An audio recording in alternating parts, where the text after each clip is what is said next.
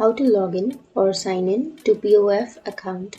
So if you want to log in or sign into your POF account, then first of all open up a browser, any browser that you're comfortable with, and I'm here with Chrome browser.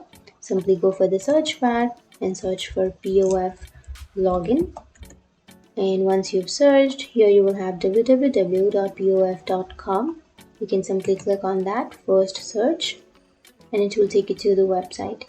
So it will already take you to the login page. So now to log into your account, first you need to enter your username or your email address on the first blank.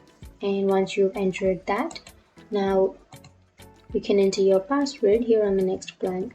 But if you forgot your password, then you will have forgot password option.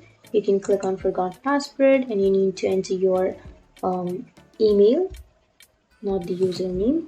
You need to enter your email, and once you've entered the email, you can simply click on reset password and you will get some instructions for resetting your password on your email. But if you remember your password, then go for sign in,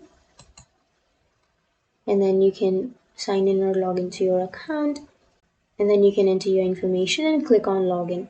And if your information is correct, it will directly take you to your login page and you can use your POF account. So that's it. That's how you log into your POF.